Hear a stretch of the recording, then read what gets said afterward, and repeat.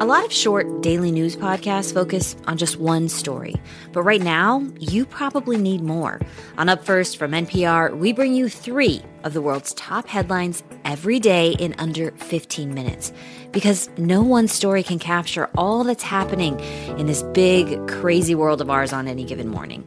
Listen now to the Up First podcast from NPR.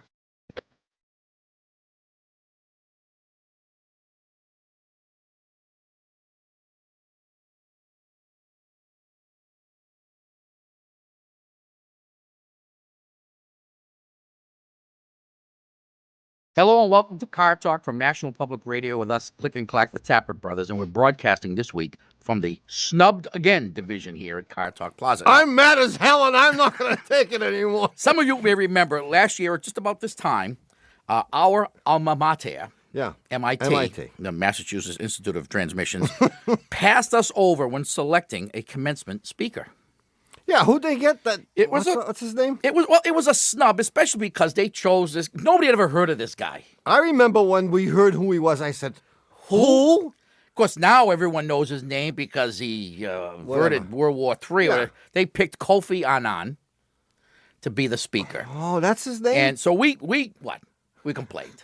We received a letter from the president of MIT, Charles Vest. Yeah, we did. He seems like a nice guy. Well, he did, yeah, explaining to us why we had been passed over, and he really gave us one good reason. Yeah. I remember. You have the letter hanging in the shop. Yeah, I do indeed, and to my embarrassment. And he said the reason we didn't get chosen was that Kofi Annan has a flag, Right. and we don't. That's right. And so that when he went to give the commencement speech, they could have the MIT flag on one side of the stage and the United Nations flag on the other. And the United States of America across the top. There you go. He also did mention parenthetically that we were an embarrassment to MIT. Yeah, but that was a minor. That was a minor really consideration. A minor point. It was the flag thing that had him bent. Yeah, I think so. So what do? Yeah, well, We hire Betsy Ross to make us a flag, and she works on the flag all year. She's sewing there in the basement, and what do you know? and we're paying her money. We're paying her big bucks. Betsy, we says to her, Betsy, make us a flag, the mother of all flags we wanted. So she does, and we present it to the powers that be at our alma mater, and they pass us by again. They snub us again from some little-known politician. Backwater politician. From some small southern state. Yeah. Guy, what's his name? Clacton? Clinton. Eric Clapton. Oh, Clinton. Clinton. Jeez, I don't know. What a bummer. Yeah, they're never going to ask us. No. And I'm getting to the point now. If they ask us, we're going to refuse. We're going to turn them down. We're going to say, Mr. Vest, we're sorry, we can't make it. You can take your flag. Oh, well, I suppose we'll get over it sooner or later. I won't get over it. I won't get over it. It is an affront. I mean, you know what we're going to have to do? We're going to have to go to a different school. We're going to have to get another degree. Oh, no. We wait. I don't have 7 years to wait. Like I did the last time.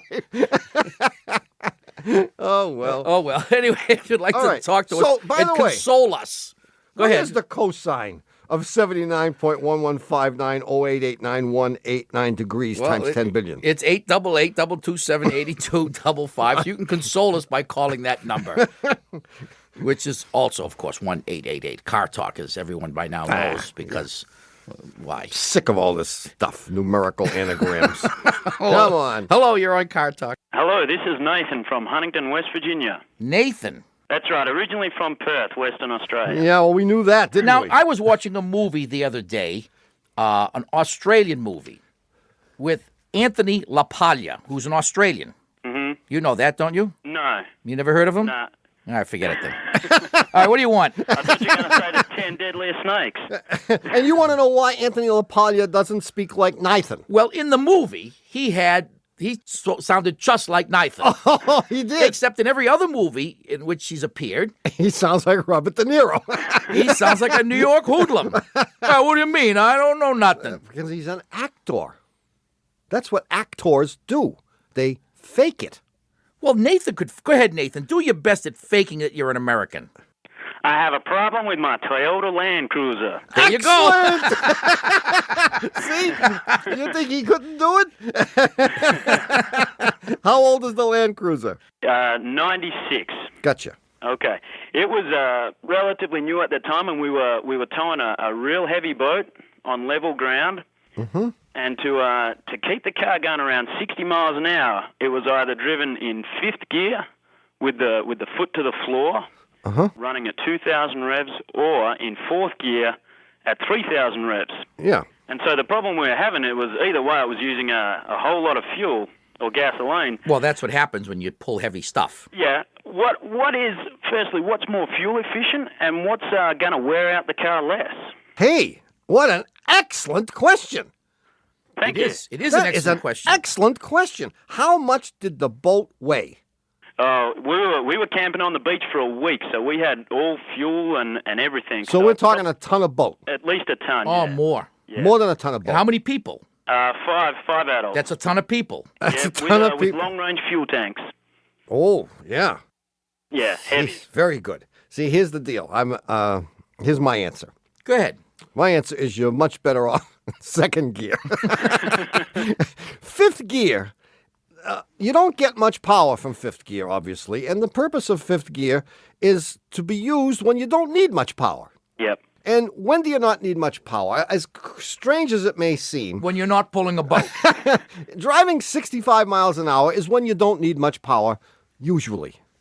Because it doesn't take much. You may remember those old days of all the times I took physics and flunked it. I mean, one of the few things I remember is that starting friction is greater than rolling friction. Which means that once you're moving, it's easy to keep moving. Unless you're carrying a boat on your back. So you would have been much better off in fourth gear than in fifth. All right. Because you were probably lugging the engine. And the test that I always use is if you're driving along in fifth gear and you're doing some speed, 65, and you step on the gas to accelerate, if it responds immediately, then you're probably okay in that gear.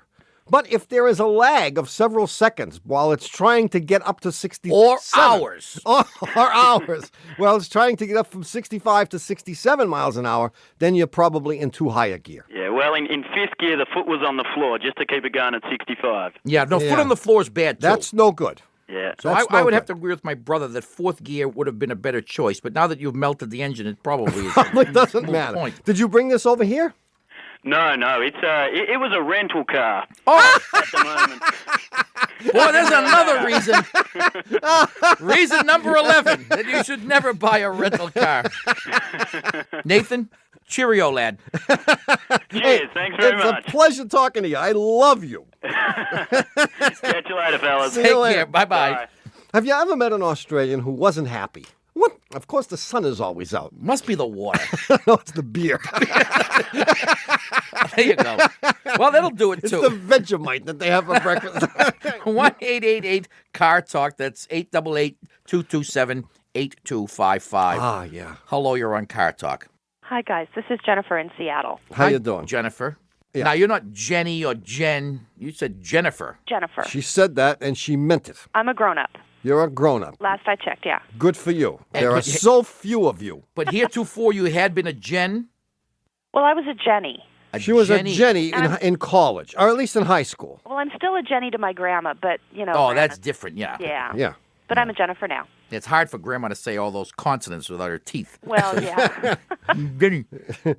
So what's up, Jen? Well, I actually have a problem with my husband's car, which is a 96 Miata. Ooh. But the problem actually is not with the car, it's with the Miata Club. Oh, yeah. It's the sports car club events that absolutely drive me crazy. Yeah. So I think what I need here is some relationship/social advice. Yeah. How to extricate yourself from the geeks. Exactly. Thank you. See, Well, I'm there's feeling nothing guilty. worse than geeks. What, do you get involved in these little club meetings? Well, I go. Of course. I go. Well, I'm trying to be nice. But, Why? Yeah. Nah. Well, I'm married to him, so I figure I have to be nice to him. How long you been married to him? Almost 2 years. Oh, yeah. Long enough. Well, I grew out of that attitude eventually then. Oh, absolutely. As my wife has pointed out to me on many, many occasions. See, I'm Italian. You may have noticed that. I've gathered, yeah. And Italians like to hang out together, you know?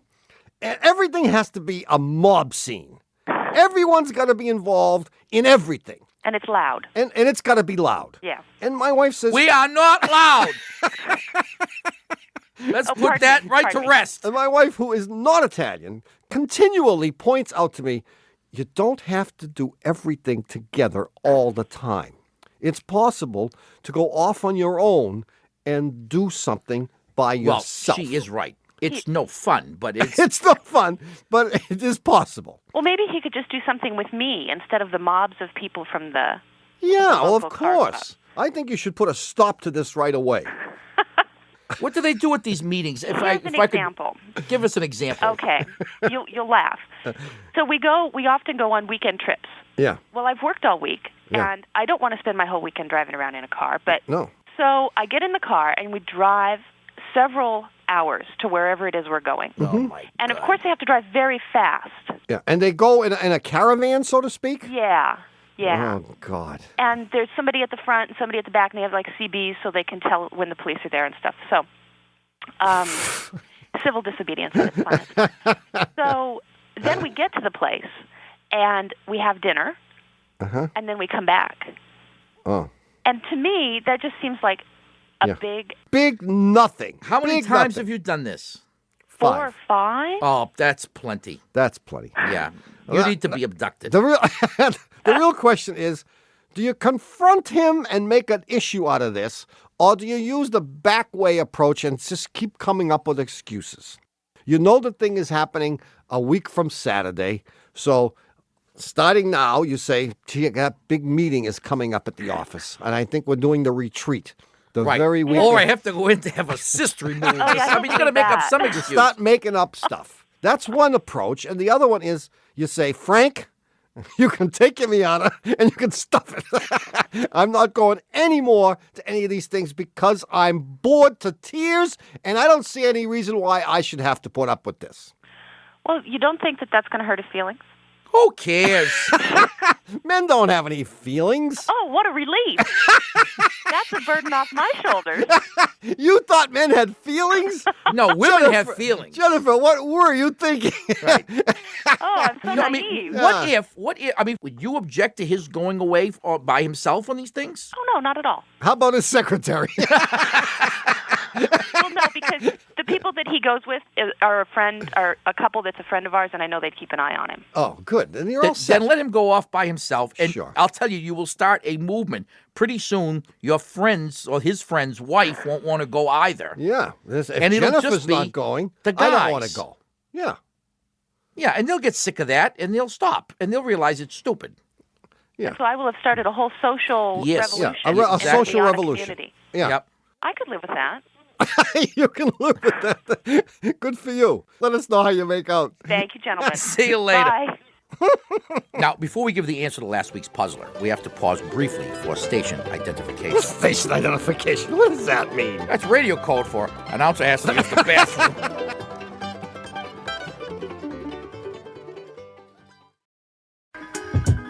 I'm Tanya Mosley, co-host of Fresh Air.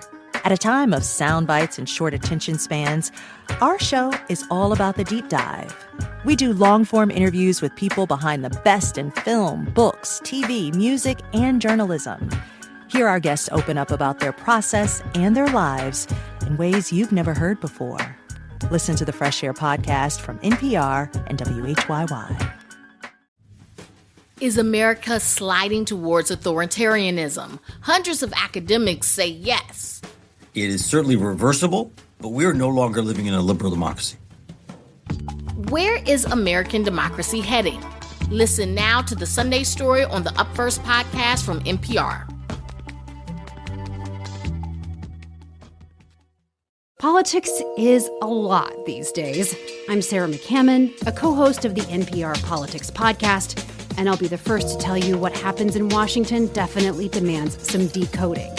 That's why our show makes politics as easy as possible to wrap your head around. Join us as we make politics make sense on the NPR Politics podcast, available wherever you get your podcasts. Hi, we're back. We're front, too, but we happen to be back, and you're listening to Car Talk with us, Click and Clack, the Tappert Brothers, and here is the answer to last week's puzzle. Which I remember, by the way. Well, so did I, and I remembered something unusual about this puzzler that I used. You don't have the answer. No, that I used it. But about an hour after the show was over last week, there I am, sitting at my desk. You have a desk? Not really. I was in the bathroom. But I have a desk in the bathroom. The hamper. Yeah. And it came to me. Did I use this puzzler once before? You did. Yeah, and I have to apologize, but maybe nobody remembers. No one listens to the show twice. I've told you this 100 times. Even Dad didn't remember. Anyway, here it is. The puzzler is about Henry Ford. He was falsely credited with inventing the automobile and was also falsely credited with inventing mass production. Yeah. I think Colt invented mass production, the guy with the Colt 45. Don't get me started on that. And the malt liquor. But he did do one thing that we know of. He created the famous Model T, of course. He also was said to be responsible for telling his customers the following. You can get the Model T in any color you want as long as it's black. Now, before people start emailing me, I did mention this. You did mention that and I don't want that black is not a color. I don't want emails about having used it before and about the fact that black isn't the color. We get enough mail that we don't need that kind of hate mail. We got enough hate mail. The question very simply was, why did Henry Ford choose black? Why not a nice lavender? His brother-in-law was in the business. Did I give this answer already? Yeah, I think so. No, he chose black not because it was the cheapest paint. No. Rather, because it was the fastest drying paint. And he wanted to make sure that the paint jobs didn't stay wet long enough to collect dust and whatever. And he could zip them off the assembly line. Don't forget, at this time, the roller had not yet been invented. Right. So they were using nylon brushes to paint these Not things. Nylon. Horsehair. Nylon hadn't been invented yet either, of course. It didn't come into World War II. That's right. Who's our winner this week? Okay. The winner is Eric Schultz from Albuquerque, New Mexico. And for having his correct answer chosen at random from among the millions or thousands or several right answers that we got this week, Eric is going to get one of our unencumbered coffee mugs. Now, I was reading the same thing that you just read, and I came up with he gets one of our uncucumbered coffee mugs. I like that better, actually. Well, you look at something closely, you know. Uncucumbered. Uncumbered. That's fine. Why not? All right, Eric, you're going to get one of our uncucumbered coffee mugs. On one side, it says unencumbered by the thought process. There you go. And since it's a mug and we had to make it look fancy, we drew this fancy crest seal kind of thing. Yes. And in it, it says, in Latin, of course, the same thing, non impediti ratione cogitationis, which I came up with the help of about 15 Latin scholars. Yeah. No two of whom agreed. No. I had to That's what makes Latin such an interesting language. I had to finally execute. I had to use my powers of executive freedom and just say, this is it. And amazingly, we have no mail from anyone saying this is completely wrong. Well, it could be that nobody really cares. Now, we have a brand new... That would be sad. We have a brand new, not recycled puzzler coming up in the third half of today's show, so don't touch that dial. In the meantime, we'll take your calls at 1-888-CAR-TALK. That's 888-227-8255. Yeah. Hello, you're on Car Talk. My name's Rob Landolfi. Hi, Rob. No last names, please. Oh, okay. I was calling about my car, obviously. Yeah. Where are you from, Rob? I'm from Washington, D.C. Ah, you're a lawyer? No, I'm not, although everyone else on my block seems to be. Are you a politician? No. Good. I'm a school teacher. God love Good you. for you. Someone has to teach the lawyers and politicians. What do you teach? What level? I teach high school. High school. I teach chemistry, some physical science. Yeah, math. You sounded like a scientific guy to me. Yeah. You know why? Because your voice is precise. You don't hear a scientist saying whatever. Right. Or like. It's like heavy, you know what I mean? It's like heavy water. It's like real dense, this stuff. How heavy is it? It's like heavy, you know? You're setting up some high expectations for my dialogue for the rest of the call now. All right, well, we'll let you cut right to the chase, so to speak. So what's up? Sure. I have a 1975 MGB Roadster. No kidding. Yeah. There's a problem with the engine. For some reason, there's some oil or some sort of liquid, which I assume is oil, coming out of the little tube on the side of the engine, which I guess is the PCV. I don't like that noise. You don't like that noise, no. That sounds like a bad noise. The little tube sticks down toward the ground? Kind of sideways, actually. Sorry, is there a valve attached to this little tube? There was not, but I have put one on. And it keeps getting blown out? Yes. Okay. All right. Okay. Is cherry blossom season over? Unfortunately, yes. Oh, yeah, it's long gone. Yeah. Long gone. It's too How many miles we on won't this? have anything else to talk about. Is this thing got close to 100,000 miles on it? The engine is rebuilt. It is? I guess this engine is at right about 100. The car total has about 200. But yeah. So since the rebuild? Since the rebuild, we got 100. Yeah, about 100. Yeah, now, because you got 100 out of the original engine, or somebody did, and then 100 out of the rebuilt, you can probably extrapolate and figure out that it's time for another rebuild. Yeah. No, you have is terminal blow-by. Okay. And the only remedy for that is to do a ring job, but I'm afraid you're going to have to bore out the cylinders and put oversized pistons in. Right. That's my fear. If it's already rebuilt. Yeah. And the reason that the valve you put on there got blown out is because all the pressure, much of the pressure from the compression and the explosion in the cylinders is going right down into the crankcase, and boom, that's a lot of pressure down there. Sure. Did you rebuild this engine yourself? No, I did not. Oh, I think it would be a wonderful project. First of all, in a few weeks, the school year will be over. Right. You'll have nothing to do but languish all summer. Yeah. What better project? Are you married? Going to be soon. Oh, your wife will love this. Oh, yeah, you could set this baby right on that new dining room table that you're going to get for a wedding present. Yeah, make sure you get one of those low tables because you don't want to be working up high with these heavy parts. It's unfortunate that it happened now, though. I mean, this is the season. This is the time, yeah. It's really too bad. That's why John Newton, remember John Newton? Yeah. John Newton, who used to drive like 300,000 miles a month in his BMW, he had two engines. One of them was in the car, and the other one was in his living room. He would just alternate. He would just alternate. He was always rebuilding the one that wasn't in the car, and he would just, boop, plunk it in, and off he was. These engines are around. Yeah. You should just buy another one. And swap and rebuild that one, and then on one weekend, you can do the whole swap over. Just drop it in. That's my recommendation. Good idea, Tommy. Okay. Yeah. Good luck, right. Rob. Thank you. See you, man. All right. Bye-bye. 1-888-CAR Talk. That's 888 Car Talk. I'm getting tired of the other number. A lawyer on Car Talk. Hi, this is Marguerite. I'm from Blooming Grove. Well, I'm going to try to spell that. Marguerite. Yeah, of course. Wow. Yeah, I grow those in my backyard. You guys really got that. That's incredible. Where are you from? I'm from Blooming Grove, New York. Where's that? Blooming Grove? Blooming Grove is near West Point. Where? West Point. The military place? Yeah, the military place. You got a car problem? Yeah. Oh, do I have a car problem? Oh, by the way, I've got. That's why you called us. Remember? What sign are you? One of the other things I do is I'm an astrologer, and I'd love to know. My brother's sign is Bar and Grill. I am a crab. We know that. What's your sign? You're a Cancer. I'm a Cancer. Oh, really? Oh, Yeah. You're so sweet. What's your brother?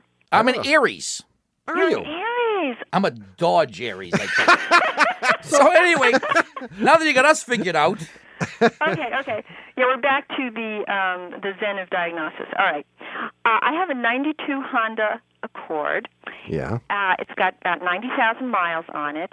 And my car has this god-awful high-pitched screech in the morning when I start it. It sounds like... Yeah, because you recently went and had your timing belt replaced. Yes, but wait, this was before the timing belt was replaced. Oh, gee, that was so good for a was second. So, you were really close. My hopes were dashed. Oh, you're so right, but you're so wrong. Oh, boy, Jeez. Oh, boy. Well, my boyfriend thought it might be the power steering belt, so I had that changed, went back, had the timing belt changed, told them about the screech. They said, oh, we'll readjust it, fix it, everything's fine. The screech is still there, and it's worse. Here's what it's likely to be. No, this is what it could be if you're lucky, but not likely to be this. Yeah, snowball. I have no idea. It could be that the one belt that's more likely to make noise is the alternator belt. Because upon immediately starting the engine, you're asking the alternator to produce electricity, and if the belt is loose or glazed, that belt will squeal. Loose or glazed? Yes, sometimes the belts get a glazing on them, and they just can't grip the pulleys anymore. So it's important there's enough friction between the belt and the pulley, otherwise the thing slips and you hear the screeching. So you can certainly address this by replacing that belt. The alternator belt. The alternator belt. And it's not the power steering. The power steering belt, even if it were falling off, wouldn't make noise unless you turn the wheel. Okay, so it's more likely to be the alternator belt. Now, if they tell you they've replaced it already, it could be something else. It could be the alternator, for example. Well, I was going to tell you about a little known mishap. Oh, the incident? No, we had a late model Accord. I don't remember if it was a 92. It may have been newer. And this fellow came in with noisy belts. And we went ahead and put new belts on. And it was all right for a few weeks, and the noise got worse. And he came back, and, of course, we kept saying, huh? And we, again, went to replace the belts until we realized that what had happened was the crankshaft pulley around which that alternator belt rides had actually started to come apart. It's actually made in two concentric pieces. And it had come apart, and that was what was causing the belt to squeal because, in fact, the thing was slipping. So it could be that your harmonic balancer is disintegrating, and your car is the right age for that to happen. Yeah, the right number of miles. Yeah. So ask them to double-check the alternator belt and replace it if it hasn't been replaced. But if the noise is still there, suspect the harmonic balancer, whatever that is. Well, it has to do with astrology, doesn't it? Yes. Harmonic balance. You sound harmonically balanced to me, Marguerite. Yeah. Yeah. I mean, you must be in harmonic balance. Otherwise, your karma and your trucka may not. I'll try to have them do this when the moon is in Libra, and then everything will be That fine. will be better, yeah. Right. Hey, Marguerite, thanks so much for calling. You guys are just adorable. Thank you so much. See you later. Bye. Bye-bye. Bye-bye. Okay, now before we get to the new puzzler, we have to take a short break. Huh? More coffee? You already had 3 cups of coffee. That's exactly why I need a break. We'll be back in a minute.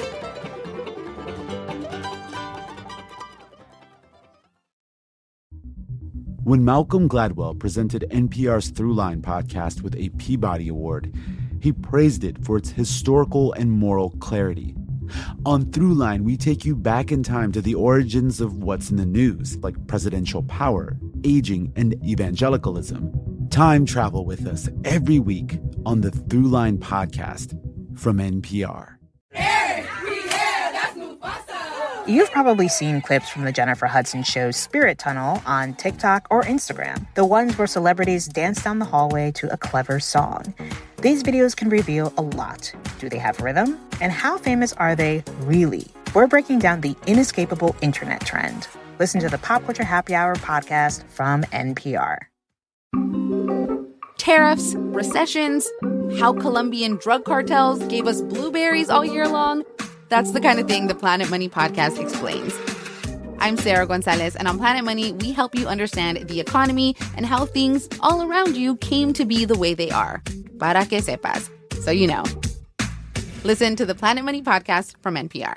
With a major shift in our politics underway in this country, 1A is drilling down on what's at stake for you and our democracy. In our weekly series, If You Can Keep It, we put these changes into focus and answer your questions about the impact of the Trump administration on the U.S. Join us every Monday for If You Can Keep It on the 1A podcast from NPR and WAMU.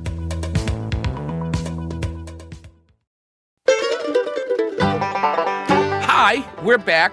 You're listening to Car Talk with us, Click and Clack, the Tappet Brothers, and we're here to discuss cars, car repair, and the new puzzler. Yeah. Well, we got a lot of hate mail. No, oh, yeah, that goes without saying. A lot of submissions about this puzzler, and I'm going to use one sent by Steve Miller from, we don't know where Steve is from. Cyberspace. Neither does anyone else, for that matter, because his is succinct. Of course, I'll take care of that in short order. Of course you will. And he stole this, I believe, from Marilyn Vos Savant, but I'm not sure. And she stole it from Martin Gardner. Undoubtedly. Of course. All puzzlers ultimately come from Martin Gardner. Right, and he can't sue anyone because he's dead. That's the best way. Here it is. If a mother has 2 kids and the older one is a boy, what are the chances the younger is a boy? Okay. Whoa. Well, that's only half the puzzler. I know this puzzler. This is a killer. And the answer is 50-50. Okay, you got that? Yeah. So I'll give you that part. Yeah. So she's got a boy kid. Who's the older? Right. The mother has 2 kids. The older one is a boy. What are the chances the younger one is a boy? 50-50. Got it? I'm with you on that. You paying attention now? Yeah. Now, suppose that same mother, suppose a different mother has 2 kids and one of them is a boy. Yeah. What are the chances that the other one is a boy? Well, it's got to be 50-50, right? You would think. Wrong. Of course. So what are those chances? Now, if you think... And why? We want all the calculations, man. I got them all right here, man. Of course, Steve didn't send the answer, but of course... We don't need answers. We don't need those... Yeah, we do. If you send the puzzler, send the stinking answer. Yeah, this is very good. But very good. If you think you know the answer, or things happen to be slow at work, or the boss happens to be away, send your answer to Puzzler Tower, Car Talk Plaza, Box 3500, Harvard Square, Cambridge. Our fair city. Ma 02238. Or you can email us your answer from our website, cartalk.msn.com. Just click on the Talk to Car Talk section. And if we choose your correct answer, at random, from among all the ones we get, with Dougie in there, with the raccoons and all that, you'll receive one of our uncucumbered by the thought process coffee mugs. In the meantime, if you'd like to call us, the number is 1-888-CAR-TALK. That's 888 Car Talk. Hello, you're on Car Talk. This is Cindy in San Diego. Hi, Cindy in San Diego. Cindy, San Diego. It's actually Cynthia, but that just seems a bit much. So. Cynthia is actually a beautiful name. Do you think so? Is a nice name. What does Cynthia mean? Does it have a meaning? It actually means moon goddess. What? I thought Celine was the moon goddess. No. Celine was that waitress that you used to over that restaurant we went to all the time. Yeah. Remember? Yeah. I shouldn't have brought that up. No. Yeah. You said she was a goddess. I did. I know. But Cynthia is so much prettier than Cindy. Okay, I'm changing it. There you go. Yeah, Cynthia. This is Cynthia from San Diego. Hi, Cynthia. What a snob you must be. I'm sorry. So, Cynthia, what's up? Okay.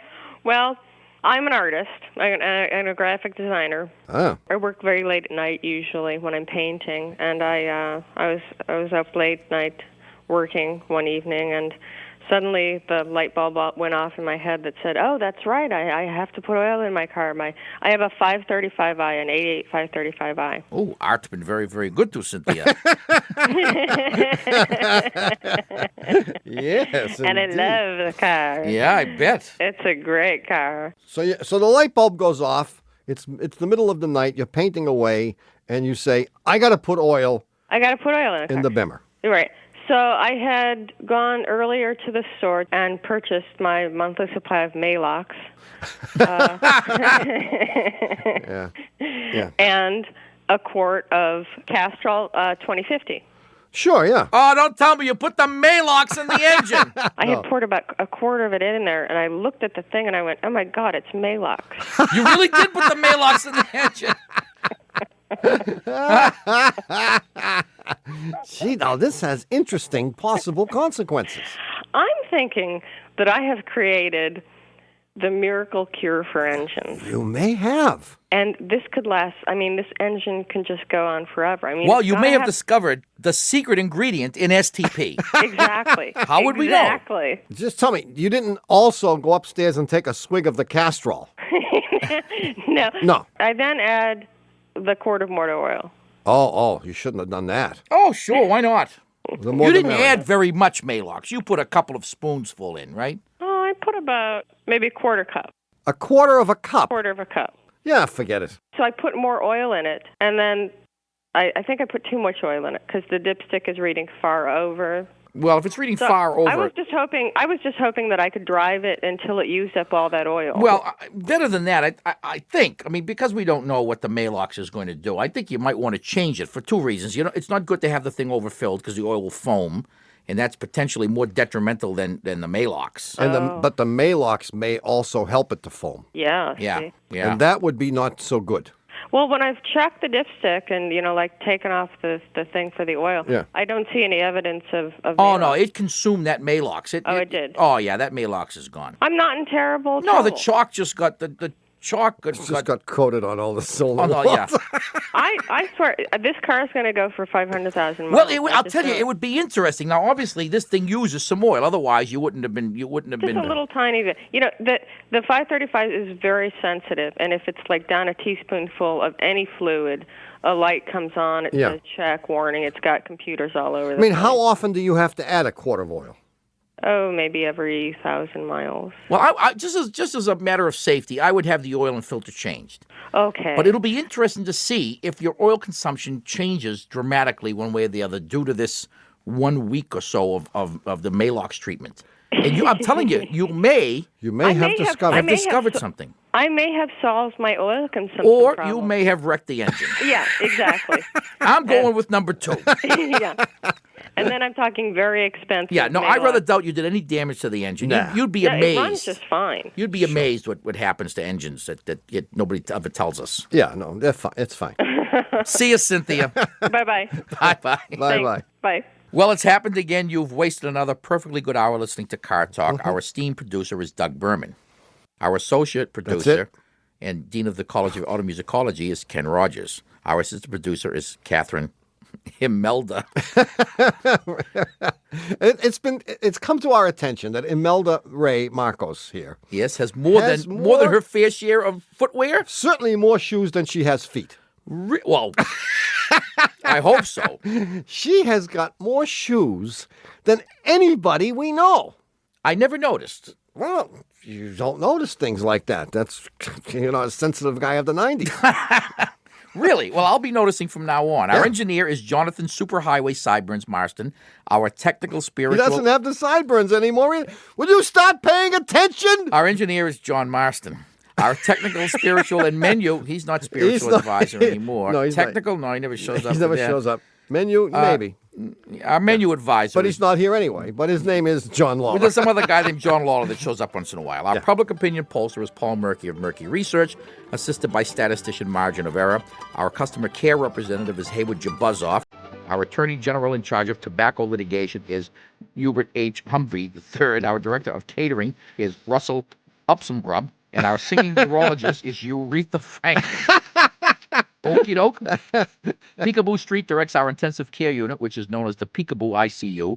Our junkyard manager is Ricardo Dismontalbon. Our director of moral support is Hugh DeMann. Our sexual harassment counselor is Pat McCann. And our Leo Tolstoy biographer is Warren Peace, author of Leo Tolstoy by Warren Peace. Our chief counsel from the law firm of Dewey, Cheatham & Howe is Hugh Lewis Dewey, known to his friends as Huey Louie Dewey. Thanks so much for listening. We're Click and Clack from Tappert Brothers. Don't drive like my brother or my sister. Don't drive like my brother or my sister. We'll be back next week. Bye-bye.